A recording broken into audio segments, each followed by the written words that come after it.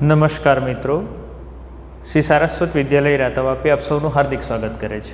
મિત્રો, આજે આપણે ધોરણ 12 જીવ વિજ્ઞાનની અંદર પ્રકરણ નંબર 6 આનુવંશિકતાનો આણ્વીય આધાર તેની અંદર એક નવો ટોપિક જનીન વિશે આજે ચર્ચા કરવાના છે. બરાબર છે કે જેના પરથી આપણે પ્રત્યાંકનની પ્રક્રિયા શીખીશું. તો સૌપ્રથમ આજે આપણે જનીન શું છે એના વિશે આપણે ચર્ચા કરીશું. તો જનીનની વ્યાખ્યા કરવી હોય તો કેવી રીતે કરી શકાય? તો ડીએનએનો ટુકડો એને જનીન કહેવાય. આમ સામાન્ય ભાષામાં જો આપણે કહીએ તો ડીએનએનો નાનો ટુકડો એને આપણે શું કહીએ? જનીન. પરંતુ એવું નથી, ડીએનએના કોઈ પણ ટુકડાને જનીન ન કહી શકીએ. ડીએનએનો એવો ટુકડો કે જે ચોક્કસ સંકેતનો ધરાવે કે જેના દ્વારા ચોક્કસ પ્રોટીનનું નિર્માણ થાય, એટલે કે કોઈ ચોક્કસ લક્ષણોની અભિવ્યક્તિ એના દ્વારા થવી જોઈએ, તો જ એને જનીન કહીશું. નહીં તો ડીએનએના કોઈ પણ ટુકડાને આપણે જનીન ન કહી શકીએ. તો જનીન શેનો બનેલો છે, એમાં કયા કયા ઘટકો છે એના વિશે આપણે ચર્ચા કરીશું. મિત્રો, આપણને ખબર જ છે કે એ પણ પોલીન્યુક્લિયોટાઇડની શૃંખલા જ છે, બરાબર, પરંતુ એના પણ ચોક્કસ ભાગો છે. ડીએનએના એક કુંતલમાં રહેલી જનીનિક માહિતીને આરએનએમાં અહીં નકલ કરવાની જે પ્રક્રિયા છે એને પ્રત્યાંકનની પ્રક્રિયા કહેવાય. અને ડીએનએમાંથી આરએનએ જ્યારે બને ત્યારે આખો ડીએનએ આરએનએમાં રૂપાંતરિત નથી થતો. જો મિત્રો, આના પહેલાં આપણે સ્વયંજનનની પ્રક્રિયા ભણ્યા ને, તો સ્વયંજનનની પ્રક્રિયામાં એક ડીએનએ હોય, 2.2 મીટરનો ડીએનએ, આખો ડીએનએ ડબલ થાય. જ્યારે અહીંયા એવું નથી. પ્રત્યાંકનની પ્રક્રિયા જે છે, પ્રત્યાંકનની પ્રક્રિયામાં ડીએનએનો ટુકડો જ, ફોર એક્ઝામ્પલ મારા શરીરની અંદર મારે ઇન્સ્યુલિન ઉત્પન્ન કરવાનું છે, તો ફક્ત ને ફક્ત ઇન્સ્યુલિન ઉત્પન્ન કરવા માટે જવાબદાર જનીન એટલે કે ડીએનએનો ટુકડો જ આરએનએ બનાવશે, બીજા બધા નહીં. બરાબર છે. અહીં પૂરકતાનો સિદ્ધાંત કામ કરે છે. પૂરકતાનો સિદ્ધાંત એટલે શું? તો ડીએનએમાંથી જ્યારે આરએનએ બને ત્યારે પૂરક શૃંખલાનું નિર્માણ થાય. એ આપણે ટૂંક સમયમાં ભણીશું. અહીં જ્યારે પણ સ્વયંજનન થાય ત્યારે આખો ડીએનએ નવો બને. જ્યારે પ્રત્યાંકનની પ્રક્રિયામાં ડીએનએનો નાનો ટુકડો જ આરએનએ બનાવે છે. આખો ડીએનએમાંથી આખો આરએનએ બનતો નથી. પ્રત્યાંકનની પ્રક્રિયામાં બંને શૃંખલાઓ પ્રત્યાંકન થતું નથી. બંને શૃંખલાઓનું પ્રત્યાંકન નહીં થાય એટલે શું? તો જે રીતે ડીએનએ છે, તો ડીએનએની બંને શૃંખલાઓ ટેમ્પલેટ તરીકે વર્તન કરેલું યાદ છે તમને? અહીં આરએનએ જ્યારે નિર્માણ થશે ત્યારે ડીએનએની બંને શૃંખલા ટેમ્પલેટ તરીકે વર્તન નહીં કરશે. કોઈ બી એક જ શૃંખલા ટેમ્પલેટ તરીકે વર્તન કરશે. બરાબર, સમજીશું આપણે. તો પ્રત્યાંકન એકમ એટલે કે આજે આપણે જનીન વિશે ચર્ચા કરવાના છે. બરાબર છે. ચાલો, તો પ્રત્યાંકન એકમના મુખ્ય 3 ઘટકો છે: પ્રમોટર, બંધારણીય જનીન અને સમાપક. ચાલો, તો અહીંયા આકૃતિ દર્શાવેલી છે. એક જનીન ડીએનએનો ટુકડો દર્શાવેલો છે. બરાબર છે. 5'3', 5'3'. ઠીક છે. ચાલો, અહીં આ 2 શૃંખલાઓ જે છે, બરાબર, દાખલા તરીકે 2 શૃંખલાઓ આ રીતે લઈ લો, A G T C G C. બરાબર છે. તો અહીંયા T C A G C G. ઠીક છે. ચાલો, આ 2માંથી કોઈ પણ એક જ શૃંખલા, ઉપરની અથવા નીચે 2માંથી કોઈ પણ એક જ શૃંખલા કોડિંગ તરીકે, એટલે કે એની અંદર સંકેતો છે, જે સંકેતો એક્ઝેક્ટલી મને એમઆરએનએ ઉપર જોઈએ, બરાબર, તો એમઆરએનએ ઉપર જે સંકેતો જોઈતા હોય એ સંકેતો, એક્ઝેક્ટલી એ જ સંકેતો આ 2માંથી જેના ઉપર હાજર હશે એને આપણે કહીશું કોડિંગ શૃંખલા અથવા તો સંકેતક શૃંખલા, સંકેતન શૃંખલા. મને એમઆરએનએ ઉપર જે કોડ જોઈતા હોય, એટલે આ TCAG વાળા જે કોડ જોઈતા હોય, એ કોડ આ 2માંથી જેના ઉપર હાજર હોય એને સંકેતન શૃંખલા કહીશું. બરાબર છે. તો બાકીની સામેની જે છે હશે કઈ હશે? તો એને આપણે કહીશું ટેમ્પલેટ શૃંખલા. શું કહીશું? ટેમ્પલેટ શૃંખલા. ફોર એક્ઝામ્પલ, અહીં એક ડીએનએનો ટુકડો બતાવેલો છે. આ ડીએનએના ટુકડામાંથી મારે એમઆરએનએ બનાવવાનું છે અને મારે એમઆરએનએ ઉપર આ 2માંથી કયું સંકેતન જોઈએ? ધારો કે મને આ સંકેતન જોઈતું છે એમઆરએનએ ઉપર. ઠીક છે. આ રહ્યું. તો સ્વાભાવિક છે અહીં સંકેતન શૃંખલા કઈ થશે? આ. અને ટેમ્પલેટ શૃંખલા કઈ થશે? આ. કેમ? અહીં પૂરકતાના સિદ્ધાંત ઉપર કામ કરે. કેવી રીતે? તો અહીં જે ટેમ્પલેટ શૃંખલા તરીકે વર્તન કરશે એની મદદથી જ નવી શૃંખલાનું નિર્માણ થશે અને એના પૂરક ન્યુક્લિયોટાઇડ ગોઠવાશે. એટલે શું? હવે આ ડીએનએમાંથી જ્યારે આરએનએ બને અથવા એમઆરએનએ બને, ચાલો આપણે જોઈ લઈએ. એમઆરએનએ, બરાબર, એમઆરએનએ. જો આરએનએ બનવાની પ્રક્રિયા પણ 5' 3' છેડા તરફ જ જાય, બરાબર. તો અહીંયા 3' 5' આવ્યું છે અહીંયા, અને એને આપણે કઈ રીતે જેમાંથી બનતું હોય એને આપણે હંમેશા ટેમ્પલેટ શૃંખલા કીધું. ડીએનએમાં પણ એવી રીતે જ વાત કરી હતી, જેમાંથી જે બીબામાંથી બનતું હોય એને ટેમ્પલેટ શૃંખલા. તો અહીંયા બેમાંથી આપણે ટેમ્પલેટ શૃંખલા કોને કીધી? આ. કેમ? મારે સંકેતન કયું જોઈએ? આ, બરાબર. એમઆરએનએ ઉપર એક્ઝેક્ટલી આ સંકેતન જોઈતું હોય તો હું આનો ઉપયોગ ન કરી શકું. હું ઉપયોગ કોનો કરીશ? આનો કરીશ. એટલે એને શું કહીશ? ટેમ્પલેટ શૃંખલા, બરાબર. જોઈ શકો છો ઉપરની જે છે એને ટેમ્પલેટ શૃંખલા કહીશ અને નીચેની સંકેતન શૃંખલા અથવા કોડિંગ શૃંખલા. તો ટેમ્પલેટ શૃંખલા ઉપર શું છે તે પ્રમાણે એમઆરએનએ બનશે. જોઈ લો અહીંયા એ છે તો અહીંયા ટી હોવો જોઈએ, પરંતુ આરએનએમાં ટી નથી આવતો. થાઇમીનની જગ્યાએ શું આવે? યુરેસિલ. એટલે જ્યાં જ્યાં ટી લખવાનો હોય ત્યાં હું યુ લખીશ.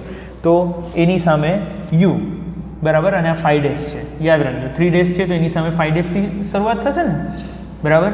એની સામે શું આવશે? સોરી, ટીની સામે A, C, G, U, A, C, G, U, A, C, G, U, A, C, G, U, A, C, G, 3'.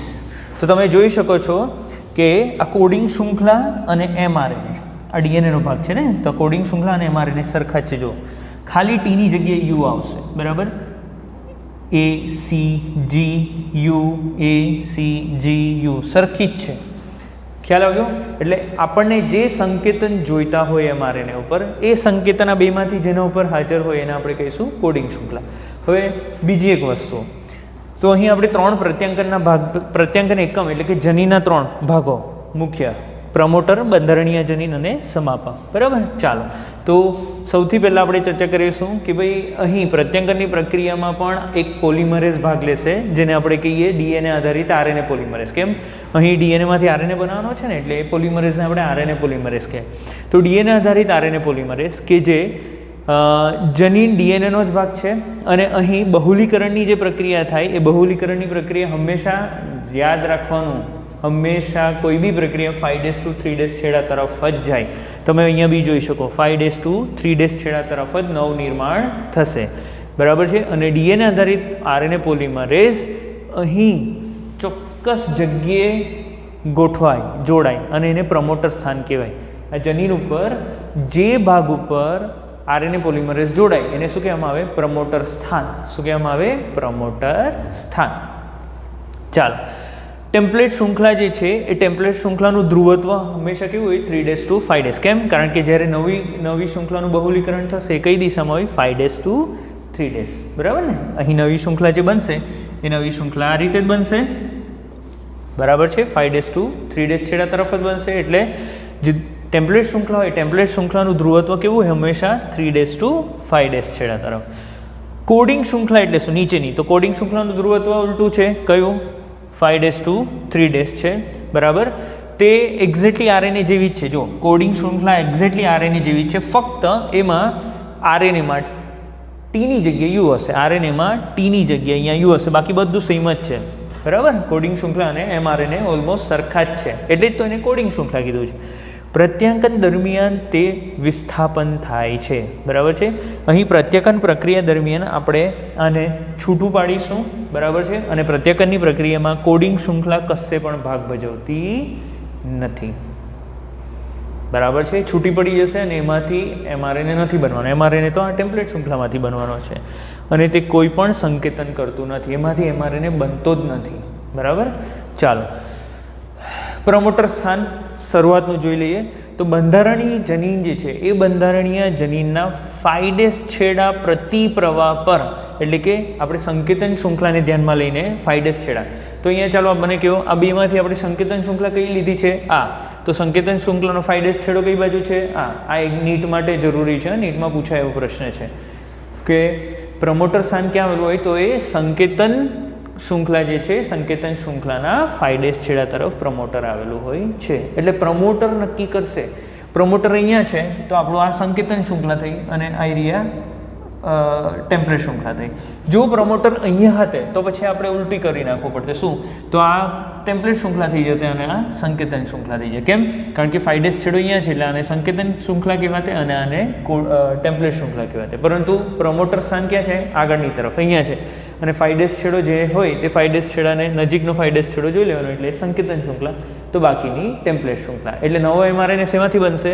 આ ટેમ્પલેટ શૃંખલામાંથી. આ ટેમ્પલેટ શૃંખલામાંથી નવા mRNA અથવા તો RNA પ્રાપ્ત થશે.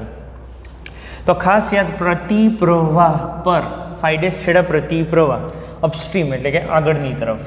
તો બંધારણીય જનીનના 5' છેડા પ્રતિપ્રવાહ આગળની તરફ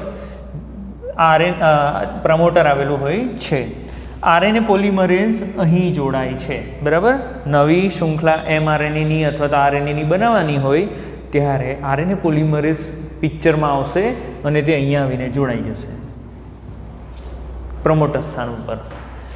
પ્રમોટર સ્થાન ટેમ્પલેટ અને કોડિંગ શૃંખલાનું નિર્ધારણ કરે. પ્રમોટરનું સ્થાન ક્યાં છે એના ઉપરથી નક્કી થશે કે ટેમ્પલેટ શૃંખલા કઈ અને કોડિંગ. મેં તમને કીધું ને, ટેમ્પલેટ શૃંખલા પ્રમોટર અહીંયા છે તો પછી આ થઈ સંકેતન શૃંખલા એટલે કોડિંગ શૃંખલા, અને આ ટેમ્પલેટ શૃંખલા. જો અહીંયા હતી તો પછી આ ટેમ્પલેટ શૃંખલા અને આ કોડિંગ શૃંખલા થઈ જતે. જો ત્યાં સમાપન સ્થાન આવે તો ટેમ્પલેટ કોડિંગ સ્થાન ઉલટાઈ જશે. હમણાં ચર્ચા કરી આપણે. ચાલો, સમાપક 3' છેડા અનુપ્રવાહ પર. તો તમે જોઈ શકો સંકેતિક અથવા કોડિંગ શૃંખલાના 3' છેડા તરફ એને કહેવામાં આવે અનુપ્રવાહ. બરાબર છે? આ શું હતું? પ્રતિપ્રવાહ અપસ્ટ્રીમ અને આ ડાઉનસ્ટ્રીમ. અનુપ્રવાહ તરફ તે હાજર હોય છે. અહીં પ્રત્યાંકનની પ્રક્રિયા પૂર્ણ થાય છે. અહીંયા સુધી RNA પોલિમરેઝ આવી જાય એટલે આપણું mRNA બની ગયું, એટલે અહીં પ્રક્રિયા બંધ થઈ જશે. બરાબર? એને સમાપક કહેવાય. આમ કોઈપણ જનીનના મુખ્ય 3 ભાગો છે. કયા કયા? પ્રમોટર સ્થાન કે જ્યાંથી પ્રક્રિયાની શરૂઆત થશે, પ્રત્યાંકનની પ્રક્રિયાની શરૂઆત થશે અને ત્યાં RNA પોલિમરેઝ આવીને બેસી જશે અને પ્રક્રિયાની શરૂઆત કરી દેશે. વચ્ચેનો જે છે બંધારણીય જનીન છે કે જેના 2 ભાગો, એક શૃંખલા ટેમ્પલેટ શૃંખલા તરીકે વર્તન કરશે કે જેમાંથી mRNA બનતો છે, અને એક સાંકેતિક કોડિંગ શૃંખલા કે જે ખરેખર પ્રત્યાંકનની પ્રક્રિયામાં ભાગ નથી ભજવતી પરંતુ એના જ સંકેતો આપણને mRNA ઉપર જોવા મળશે. અને બીજું છે સમાપક કે જ્યાં પ્રત્યાંકનની પ્રક્રિયાનું સમાપન થાય છે. બરાબર? ચાલો, તો આપણે આ જનીન વિશે ચર્ચા કરી. તો જનીન જે છે એ જનીનની વ્યાખ્યા કરીએ તો જનીન એમ કહેવાય કે ડીએનએનો એવો ટુકડો કે જેમાંથી જે mRNAનું સંકેતન કરે. પણ એવું જરૂરી નથી. તે RNAના બીજા પ્રકારો જેમ કે tRNA અને rRNAનું પણ સંકેતન કરે છે. એટલે કે ડીએનએમાંથી tRNA પણ બની શકે, rRNA પણ બની શકે, mRNA પણ. હવે RNA શું છે, એના પ્રકારો શું છે તે આપણે ટૂંક સમયમાં ભણીશું. હવે એક શબ્દ આપેલો છે જનીન જે છે. બરાબર? જનીનમાં એક શબ્દ આપેલો છે સિસ્ટ્રોન. તો બંધારણીય જનીનમાં રહેલા ડીએનએનો ખંડ કે જે પોલીપેપ્ટાઇડનું પ્રત્યાંકન કરે. બરાબર? તો એને કહેવામાં આવે સિસ્ટ્રોન. એટલે કે આ જે બંધારણીય જનીન છે એ બંધારણીય જનીનનો કેટલો ભાગ જવાબદાર છે પ્રોટીન બનાવવા માટે. બરાબર? એને કહેવામાં આવે સિસ્ટ્રોન. શું કહેવામાં આવે? સિસ્ટ્રોન. હવે સિસ્ટ્રોન જે છે એ 2 પ્રકારના. અગર સુકોષ કેન્દ્રી કોષની વાત કરીએ તો સુકોષ કેન્દ્રી કોષની અંદર જનીન કેવા હોય તો મોનોસિસ્ટ્રોનિક પ્રકારના. બરાબર? એટલે શું? આટલું એક જનીન છે, એ જનીનમાંથી ફક્ત એક જ પ્રોટીન બનશે અથવા એક જ પોલીપેપ્ટાઇડ શૃંખલા બનશે, વધારે નહીં. સિંગલ એટલે મોનો, એટલે એને કહેવાય મોનોસિસ્ટ્રોનિક. શું કહેવામાં આવે? મોનોસિસ્ટ્રોનિક. જ્યારે આદિકોષ કેન્દ્રી કોષમાં જે જનીન છે, એક જ જનીનમાંથી ઘણા બધા પોલીપેપ્ટાઇડ બને, ઘણા બધા પ્રોટીન બને, તો એને પોલિસિસ્ટ્રોનિક કહેવાય. આદિકોષ કેન્દ્રી. કેમ ખબર? કારણ કે એક તો આદિકોષ કેન્દ્રી કોષ નાનો, બીજું પ્રક્રિયા બહુ ઝડપી કરે એ રહે. બરાબર? કોષ વિભાજન બી એનું ખૂબ ઝડપથી છે. તો અહીં એક જ વારમાં ફટાફટ ઘણા બધા પ્રોટીન બનાવી કાઢશે. બરાબર? એટલે એના જનીનની અંદર, બંધારણીય જનીનની અંદર ઘણા બધા ભાગો હોય કે જે ઘણા બધા પ્રોટીન બનાવે. બરાબર? આટલો ભાગ એક પ્રોટીન બનાવશે, આટલો ભાગ એક પ્રોટીન, આટલો એક ભાગ, એટલે એને પોલિસિસ્ટ્રોનિક. પોલી એટલે ઘણા બધા, પોલિસિસ્ટ્રોનિક કહેવાય. આપણામાં એવું નથી. સુકોષ કેન્દ્રીમાં એકદમ સુઆયોજિત રચના છે અને એક જનીન હોય, એક જનીનમાંથી એક જ પ્રકારનો પ્રોટીન બનશે, યાદ રાખજો. એટલે એને કહેવામાં આવે મોનોસિસ્ટ્રોનિક. શું કહેવામાં આવે? મોનોસિસ્ટ્રોનિક. સુકોષ કેન્દ્રીય જનીનની વાત કરીએ, બરાબર. ચાલો, જે મોનોસિસ્ટ્રોનિક પ્રકારનો છે. કયા પ્રકારનો છે? મોનોસિસ્ટ્રોનિક પ્રકારનો. તો મોનોસિસ્ટ્રોનિક પ્રકારનો જે જનીન છે એ મોનોસિસ્ટ્રોનિક પ્રકારના જનીનની અંદર અહીં બંધારણીય જનીન મોનોસિસ્ટ્રોનિક છે તો વાત કરી. વિક્ષેપિત કોડિંગ શૃંખલા અહીં જોવા મળે છે. અને સુકોષ કેન્દ્રીમાં જનીન જે છે એ જનીન વિભાજિત હોય એવું કેમ કીધું છે તો હું સમજાવું છું. તો ભાઈ આ એક જનીન છે, એ જનીન ઉપર જે સિસ્ટ્રોન હોય એ સિસ્ટ્રોન નાના નાના ભાગોમાં વિભાજિત થયેલો હોય. સિસ્ટ્રોન જે છે આટલો ભાગ, બરાબર. ચાલો એને રંગથી બતાવું છું. આટલો સિસ્ટ્રોન છે. સિસ્ટ્રોનનો આટલો ભાગ જે છે જરૂરી છે આપણને, બરાબર. તો સિસ્ટ્રોન જે છે, સિસ્ટ્રોન કેવા છે? વિભાજિત થયેલા છે, બરાબર. વિક્ષેપિત કોડિંગ શૃંખલાઓ, એટલે કોડિંગ શૃંખલા આવી રીતે વિક્ષેપિત થયેલી છે, છૂટી છે. તો અહીં એના પરથી બે વ્યાખ્યાઓ છે, એક્ઝોન અને ઇન્ટ્રોન. એક્સોન એટલે શું? તો કોડિંગ અનુક્રમ અથવા અભિવ્યક્ત અનુક્રમ છે જે પરિપક્વ આરએનએમાં જોવા મળે છે. એટલે શું? જ્યારે આ જે જનીન છે એ જનીનનો આ ભાગ, હવે આમાંથી આપણે કામ કરીએ, એમઆરએનએ બનાવી દઈએ, બરાબર. ચાલો, આ ડીએનએનો ટુકડો છે, તેમાંથી આપણે એમઆરએનએ બનાવ્યું. એમઆરએનએમાં આટલો ભાગ, આ બધો જ ભાગ હશે, આ ભાગ. ચાલો, એમઆરએનએનું પ્રોસેસિંગ થાય અને એમાંથી સ્પ્લાઇસિંગની પ્રક્રિયા દ્વારા આટલો ભાગ નીકળી જાય, બરાબર. અને એમઆરએનએ આટલો રહી જશે, બરાબર. આ ટુકડા જોડાઈ જશે. તો જનીન પરનો એવો ભાગ કે જે પરિપક્વ આરએનએ ઉપર બી જોવા મળે એ ભાગને એક્ઝોન કહેવાય. શું કહેવામાં આવે? એક્ઝોન, બરાબર. જે કામનો છે કે જેમાંથી પ્રોટીન ભવિષ્યમાં બનવાનું છે, બરાબર. આ ભાગ તમે જોઈ શકો છો, ખરેખર અહીંયા છે. વચ્ચેનો ભાગ કે જે આપણને જરૂરી નથી, એનું કોઈ પણ કોડિંગ કરતું નથી, કોઈ પણ સંકેતન કરતું નથી, પણ એ હાજર છે એની અંદર. એને આપણે દૂર કરવાનો છે, એ દૂર કરીશું. દૂર કરીએ પછી જે ભાગ રહી ગયો, જે અહીંયા છુપાયેલો છે જનીન ઉપર, એને આપણે શું કહીએ છીએ? એક્ઝોન. તો ઇન્ટ્રોન એટલે શું? તો મધ્યમવર્તી અનુક્રમ, કે જે મધ્યમવર્તી અનુક્રમ એટલે આવ્યા મધ્યમવર્તી અનુક્રમ કે જે તમને પરિપક્વ આરએનએ ઉપર જોવા નહીં મળે. જો નીકળી ગયા અહીંયાથી, આ નીકળી ગયો, આ નીકળી ગયો, આ નીકળી ગયો, એને દૂર કરી દીધું સ્પ્લાઇસિંગની પ્રક્રિયા દ્વારા. તો એને આપણે શું કહીશું? ઇન્ટ્રોન્સ. યાદ રાખજો કે પ્રોટીન નિર્માણમાં ઇન્ટ્રોન ભાગ ભજવતા નથી, એનું કોઈ જ કામ નથી. પ્રોટીન નિર્માણમાં આપણને એક્સોનનું જ કામ હોય. શેનું કામ હોય? એક્સોનનું, બરાબર છે. એટલે એક્સોન ખૂબ મહત્ત્વના છે. તો આપણે જોયું સિસ્ટ્રોન. સિસ્ટ્રોન એટલે શું? તો અહીં સિસ્ટ્રોન એટલે કે બંધારણીય જનીનમાં રહેલો ડીએનએનો જે ખંડ છે કે જે પ્રોટીન બનાવશે. જો એક જ પ્રોટીન બનાવે કે જે સુકોષ કેન્દ્રીમાં જોવા મળે તો એને કહેવાય મોનોસિસ્ટ્રોનિક. ઘણા બધા પ્રોટીન બનાવે તો એને કહેવામાં આવે પોલિસિસ્ટ્રોનિક. ઉદાહરણ તરીકે આદિકોષ કેન્દ્રી કોષ. તો મિત્રો, આપણે પ્રત્યાંકનની પ્રક્રિયા વિશે અભ્યાસ કરીશું. પ્રત્યાંકનની પ્રક્રિયા એ 3 ભાગમાં વિભાજિત થયેલી છે. પહેલું છે પ્રારંભ, ત્યાર પછી પ્રલંબન અને સમાપ્તિ. ચાલો, તો એના વિશે ચર્ચા કરીશું. સૌપ્રથમ આપણે જોઈ લઈએ, આપણે પ્રત્યાંકનની પ્રક્રિયામાં શું કરવાના છે? ડીએનએમાંથી આરએનએ બનાવવાના છે. શું બનાવવાના છે? ડીએનએમાંથી આરએનએ. એને પ્રત્યાંકનની પ્રક્રિયા કહેવાય. તો આરએનએ કેટલા પ્રકારના છે? 3. કયા કયા? એમઆરએનએ, મેસેન્જર આરએનએ એટલે સંદેશાવાહક આરએનએ. એનું કામ શું છે? તો એમઆરએનએ જે છે એ એમઆરએનએમાંથી જ પ્રોટીન બનશે, બરાબર. એ સંકેતન પૂરું પાડે પ્રોટીન બનાવવા માટે. ટીઆરએનએ, ટ્રાન્સફર આરએનએ, વાહક આરએનએ. તો એનું કામ શું છે? તો પહેલું એ એમિનો એસિડને લઈને આવે અને એમઆરએનએને વાંચવાનું કામ કરે. એમઆરએનએ ઉપર જે સંકેતો છે એને વાંચવાનું કામ એ કરે છે. અને ત્યાર પછી છે આરઆરએનએ. તો આરઆરએનએ ને રિબોઝોમલ આરએનએ કહેવામાં આવે છે. અને એ રિબોઝોમલ આરએનએ ઉત્પ્રેરક તરીકે કામ કરે, જેના દ્વારા ભાષાંતરની પ્રક્રિયા શક્ય બને. હવે આપણે ચર્ચા કરીશું કે ભાઈ પહેલાં આપણે એવું કીધું કે પ્રત્યાંકનની પ્રક્રિયામાં પ્રારંભ કેવી રીતે થશે? તો અહીં આ જે બંધારણીય જનીન છે કે જેનો શરૂઆતનો ભાગ જેને આપણે પ્રમોટર કીધું, એ પ્રમોટર સ્થાન ઉપર આરએનએ પોલિમરેઝ આવીને બેસશે, બરાબર છે.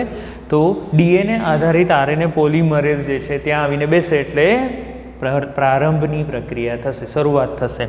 તો અહીં જે આરએનએ પોલિમરેઝ છે એ આદિકોષ કેન્દ્રીમાં એક જ પ્રકારનો છે. જેવી રીતે આપણે આગળ જોયું કે ડીએનએ આધારિત ડીએનએ પોલિમરેઝ આદિકોષ કેન્દ્રીમાં 3 પ્રકારના હતા, બરાબર ને. અહીંયા ઉલટું છે, આદિકોષ કેન્દ્રી કોષની અંદર આરએનએ પોલિમરેઝ ફક્ત એક જ પ્રકારનો છે, બરાબર. અને એ પ્રલંબનની પ્રક્રિયાને ઉત્પ્રેરિત કરે. તો પછી આનું શું, પ્રારંભ અને સમાપ્તિ કોણ કરાવશે?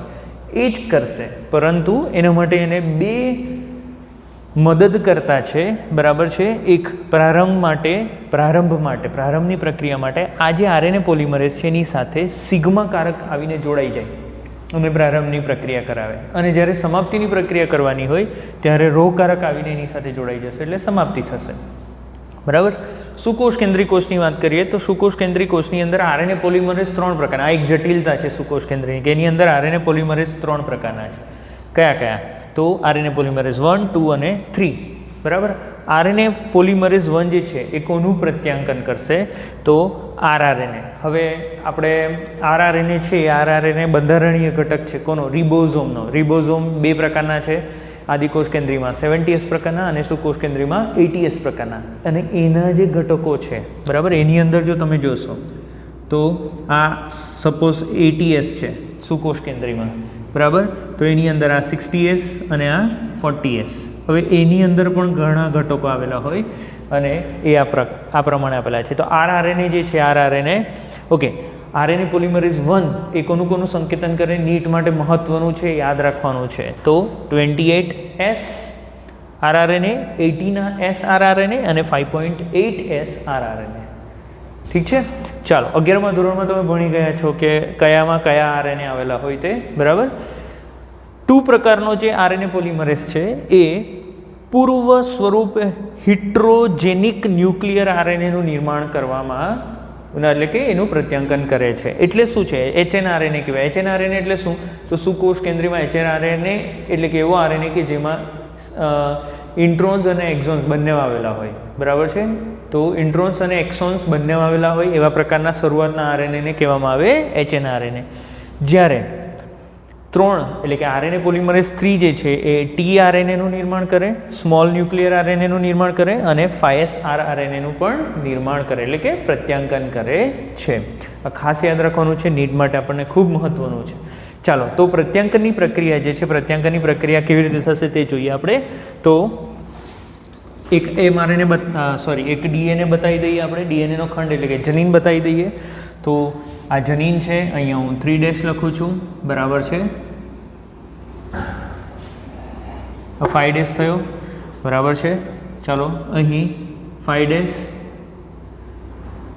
તો આ 3' થયો. આ શરૂઆતનો ભાગ એને આપણે પ્રોમોટર કહીશું. આ અંતનો ભાગ જેને આપણે સમાપક સ્થાન કહીશું, બરાબર છે. ચાલો, અહીં આવીને સૌથી પહેલાં કોણ જોડાઈ જશે? તો આરએનએ પોલિમરેઝ. કોણ આવીને જોડાઈ જશે? RNA polymerase. આરએનએ પોલિમરેઝ બધ્યો તરીકે કામ કરે. હા, હવે આરએનએ પોલિમરેઝ અહીંયા જોડાવા માટે એની સાથે એક ચોક્કસ કારક જોડાવવું જોઈએ, સિગ્મા કારક. તો અહીંયા બતાવી દઉં છું, સિગ્મા કારક જોડાઈ જશે એટલે આરએનએ પોલિમરેઝ અત્યારે શરૂઆત કરશે પ્રારંભની. અને એ શું કરે? તો આરએનએ પોલિમરેઝ અહીંયા જોડાઈને આ બંને શૃંખલાઓ છે, બંને શૃંખલાઓને છૂટી પાડી દેશે. ચાલો, તો બંને શૃંખલાઓને છૂટી પાડી દઈએ આપણે.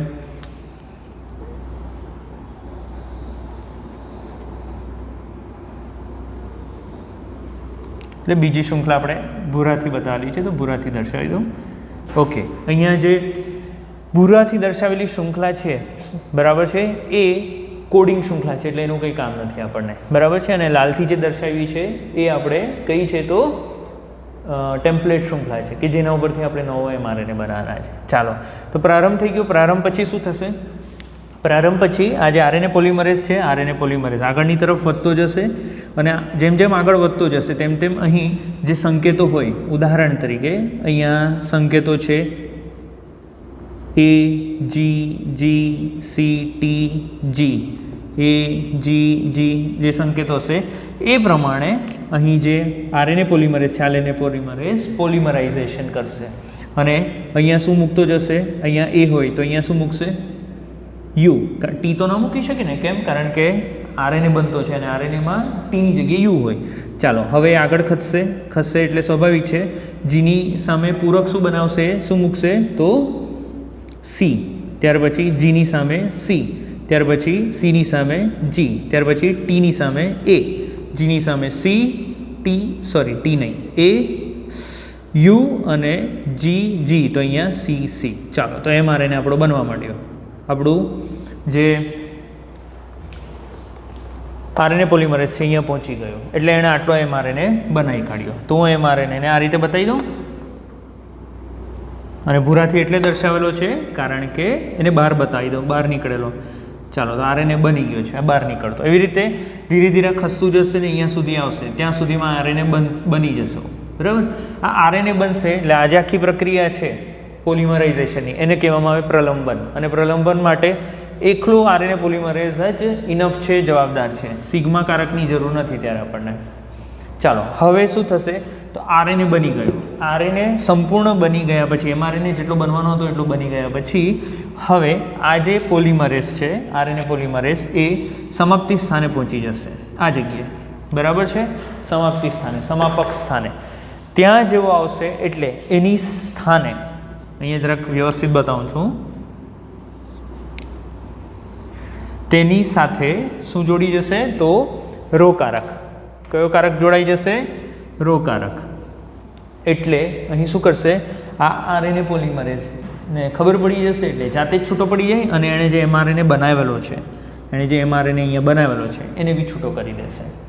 બરાબર? તો આ થયું સમાપ્તિ. પ્રારંભ એટલે શું, આરએનએ પોલિમરેઝ આવીને જોડાઈ જાય. કોની મદદથી? તો સિગ્મા કારકની મદદથી. બરાબર? પ્રલંબન એટલે શું, તો જે ટેમ્પલેટ શૃંખલા છે તે ટેમ્પલેટ શૃંખલા પરથી નવી mRNAની શૃંખલા, પૂરક શૃંખલા બનવી. બરાબર? એને કહેવાય પ્રલંબન. એના માટે બી કોણ જવાબદાર છે, તો પોતે આરએનએ પોલિમરેઝ. હા, એક વસ્તુ બીજી યાદ રાખવાની, આ જે નવી શૃંખલા બની એ નવી શૃંખલા ઉપર જે ન્યુક્લિયોટાઇડ આવશે, બરાબર, એ ન્યુક્લિયોટાઇડ કયા હશે, તો ન્યુક્લિયોસાઇડ ટ્રાઇફોસ્ફેટ. યાદ રહેશે ને? બરાબર? Adenosine nucleoside triphosphate. તો 3 ફોસ્ફેટ છે એટલે એમાંથી 2 ફોસ્ફેટ આપણે હમણાં જ ભણી ગયા અને આગળના એમાં 3 ફોસ્ફેટમાંથી 2 ફોસ્ફેટ નીકળી જાય એટલે ઉર્જા ઉત્પન્ન થાય ને એ ઉર્જાનો ઉપયોગ કરીને આ જોડાશે અને પોલિમરાઇઝેશન થશે. બરાબર? તો અહીં ન્યુક્લિયોસાઇડ ટ્રાઇફોસ્ફેટ આવી રીતે જોડાઈને શું બનશે, તો એક આખી mRNAની શૃંખલા બની જશે. ઠીક છે? તો આ પ્રલંબન થયું અને સમાપ્તિ એટલે આપણે કીધું કે હવે રોકારક જોડાઈ જશે એટલે ખબર પડી ગયું, સમાપ્તિ સ્થાને પહોંચે એટલે રોકારક જોડાઈ જાય એટલે હવે આરએનએ પોલિમરેઝ પોતે બી છૂટો પડી જશે અને આ mRNAને પણ છૂટો પાડી દેશે. બરાબર? હવે આ જો આદિકોષ કેન્દ્રીય કોષની અંદર થતું હોય તો આદિકોષ કેન્દ્રીય કોષની અંદર આ જ્યારે mRNA બનતો હોય ને એ mRNA બનતો હોય એ mRNAની સાથે જ તરત જ અહીંયા આના ઉપરથી જ પ્રોટીન બનવાની બી શરૂઆત થઈ જાય. હજુ તો mRNA પૂર્ણ બન્યો જ નથી, અડધો જ બનેલો છે ને એના ઉપરથી પ્રોટીન બનવાની પણ શરૂઆત થઈ જશે. કેમ? કારણ કે આમ જોવા જઈએ તો આ જે પ્રત્યાંકનની પ્રક્રિયા છે ક્યાં થાય, જો મિત્રો ખાસ યાદ રાખજો, આ કોષ છે, આ કોષનું કોષ કેન્દ્ર, ડીએનએમાંથી ડીએનએ એટલે કે ભાષાંતર, આ પ્રક્રિયા સ્વયંજનન, આ પ્રક્રિયા ક્યાં થાય, કોષ કેન્દ્રમાં. ડીએનએમાંથી આરએનએ પ્રત્યાંકન, આ પ્રક્રિયા બી ક્યાં થાય, કોષ કેન્દ્રમાં. અને આરએનએ પછી બહાર આવે અને એમાંથી પ્રોટીન બને. તો એ ભાષાંતરની પ્રક્રિયા ક્યાં થાય, કોષરસમાં. પરંતુ અહીં આદિકોષ કેન્દ્રીય કોષની અંદર તો કોષ કેન્દ્ર છે જ નહીં. બરાબર? એટલે જેવી આ પ્રક્રિયા થશે પ્રત્યાંકનની પ્રક્રિયા થાય એટલે તરત જ ભાષાંતર બી શરૂઆત થઈ જ જશે. એવું સુકોષ કેન્દ્રીયમાં નથી, સુકોષ કેન્દ્રીયમાં જટિલતા જોવા મળે. બરાબર? ચાલો તો આપણે mRNA તો બનાવી દીધો. અહીંયા જે પ્રમાણે સંકેતો હતા એ પ્રમાણે આપણે mRNA બનાવ્યો, જો મેં બહાર કાઢેલો બતાવેલો છે. બરાબર? હવે સુકોષ કેન્દ્રીય કોષની અંદર જે જનીન હતું એ જનીનમાં પાછા તમને ખ્યાલ હોય તો 2 અલગ અલગ વિસ્તારો જોવા મળેલા. કયા? તો એક્ઝોન અને ઇન્ટ્રોન. તો અહીંયા એક mRNA બતાવું છું. mRNA બની ગયો. પરંતુ આ જે mRNA છે એ mRNA અત્યારે નવો જે બન્યો સુકોષ કેન્દ્રીય કોષની અંદર એ કયા પ્રકારનો છે? તો હિટ્રોજીનસ ન્યુક્લિયર RNA. એટલે શું કે હજુ પરિપક્વ નથી. એની અંદર ઇન્ટ્રોન્સ પણ હાજર છે. શું હાજર છે? ઇન્ટ્રોન્સનું આપણને કામ નથી એટલે આને દૂર કરવું પડશે. એટલે સુકોષ કેન્દ્રીય કોષની અંદર પહેલી જટિલતા, પ્રત્યાંકનમાં પહેલી જટિલતા શું જોવા મળેલી કે એમાં ઓછામાં ઓછા 3 પ્રકારના RNA પોલિમરેઝ આવેલા છે. બીજી એક જટિલતા શું છે કે એમાં સ્પ્લાઇસિંગની પ્રક્રિયા જોવા મળે. શું? સ્પ્લાઇસિંગ.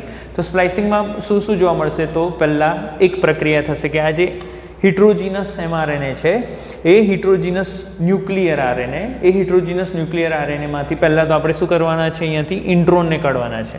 જો આ ઇન્ટ્રોન છે, ઓકે ચાલો કાળા રંગના ઇન્ટ્રોન્સ છે એને આપણે દૂર કરવાના છે. અને આ જે છે એક્ઝોન છે જે આપણને કામના છે એને રાખવાના છે. બરાબર. ચાલો આ કયો છેડો થયો? આ નવો બન્યો એ 5' છેડો અને આ 3' છેડો છે. યાદ રાખવાનું. ચાલો 5' છેડા ઉપર સૌપ્રથમ કેપિંગ થશે. શું થશે? કેપિંગ એટલે શું? તો અહીં 5' છેડો જે છે એ 5' છેડા ઉપર અહીં મિથાઇલ ગ્વાનોસાઇન ટ્રાઇફોસ્ફેટ આવીને જોડાઈ જાય. શું જોડાય? Methyl guanosine triphosphate. બરાબર. ગ્વાનિન એની સાથે મિથાઇલ સમૂહ જોડાયેલો છે અને 3 ફોસ્ફેટ સમૂહ છે. બરાબર. એટલે મિથાઇલ ગ્વાનોસાઇન ટ્રાઇફોસ્ફેટ જોડાશે. બરાબર છે. ચાલો તો જોડી દઈએ. આ આપણા ઇન્ટ્રોન્સ છે જેને આપણે હવે દૂર કરીશું. ચાલો ત્યાર પછી અહીં કેપિંગ થઈ ગયું. હવે ટેલિંગ થશે. ટેલિંગની અંદર છેડા ઉપર એડિનાઇલેશન થશે. એટલે કે 200 થી 300 જેટલા એડેનિન જોડાશે. કેટલા? 200 થી 300 જેટલા. ચાલો તો અહીંયા એ પોલી એ ટેલ કહેવાય. આને શું કહેવામાં આવે? પોલી એ ટેલ. આ ટેલિંગની પ્રક્રિયા છે. બરાબર છે. ચાલો આ બંને પ્રક્રિયા થાય પછી જ સ્પ્લાઇસિંગ થશે. સ્પ્લાઇસિંગમાં હવે શું થવાનું? તો આટલો જે ભાગ છે આટલો ભાગ શું થશે? તો વળી જશે કંઈક આ રીતે.